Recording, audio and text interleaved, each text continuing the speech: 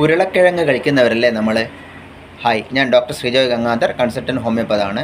നമ്മളെല്ലാവരും ഉരുളക്കിഴങ്ങ് കഴിക്കുന്നവരാണ്. പക്ഷേ എങ്ങനെയാണ് നമ്മൾ ആദ്യം കഴിക്കുക എന്ന് വെച്ചാൽ, ആദ്യം അതിൻ്റെ തൊലി കളഞ്ഞിട്ടാണ് നമ്മൾ ഫ്രൈ ആക്കുകയോ അല്ലെങ്കിൽ മറ്റുള്ള കറികൾ ഉപയോഗിക്കുകയൊക്കെ ചെയ്യുക. അപ്പോൾ നമുക്ക് കിട്ടുന്നത് വെറും അതിൻ്റെ കാർബോഹൈഡ്രേറ്റ്സ് മാത്രമാണ്, അതിലടങ്ങിയിരിക്കുന്ന കാർബോഹൈഡ്രേറ്റ്സ് അഥവാ അന്നജം മാത്രമാണ് അതിൽ ലഭിക്കുക. പക്ഷേ ഈ ഉരുളക്കിഴങ്ങിൽ ഏറ്റവും നല്ലൊരു വൈറ്റമിൻ അടങ്ങിയിട്ടുണ്ട്, അതായത് vitamin C or ascorbic acid എന്നാണ് പറയുക അതിന്.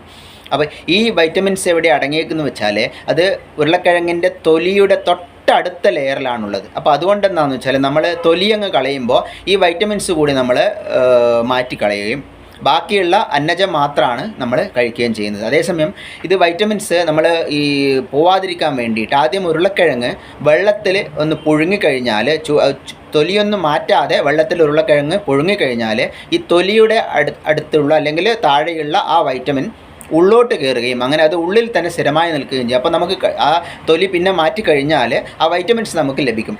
അപ്പോൾ അങ്ങനെ ചെയ്യുമ്പോൾ കൂടുതൽ എന്താണെന്ന് വെച്ച് കഴിഞ്ഞാൽ, ഈ വൈറ്റമിൻസ് നമുക്ക്, പക്ഷേ അത് കൂടുതൽ പുഴുങ്ങിക്കഴിഞ്ഞാൽ അല്ലെങ്കിൽ കൂടുതൽ ഹീറ്റായി കഴിഞ്ഞാൽ ഇത് ഹീറ്റ് സ്റ്റേബിൾ വൈറ്റമിൻ ഒന്നുമല്ല, ഹീറ്റ് സെൻസിറ്റീവ് വൈറ്റമിൻ തന്നെയാണ്. അപ്പോൾ അതുകൊണ്ട് കൂടുതൽ പുഴുങ്ങിക്കഴിഞ്ഞാൽ, ഒരുപാട് സമയം പുഴുങ്ങിക്കഴിഞ്ഞാൽ ഈ വൈറ്റമിൻ സി എന്തായാലും നശിച്ചു പോവുകയും ചെയ്യും. അപ്പോൾ ഇനി മുതൽ ഉരുളക്കിഴങ്ങ് പുഴുങ്ങുമ്പോൾ ആദ്യം തന്നെ തൊലിയോടുകൂടി തന്നെ വെള്ളത്തിലിട്ട് പുഴുങ്ങിയിട്ട് അതിനുശേഷം തൊലി കളയുകയും, അങ്ങനെ ആയാൽ നമുക്ക് വൈറ്റമിൻ സി ഒരുപാട് ലഭിക്കാനുള്ള ഒരു വഴിയായിട്ട് നമുക്ക് ഉരുളക്കിഴങ്ങിനെ ഉപയോഗിക്കാൻ സാധിക്കും. Thank you.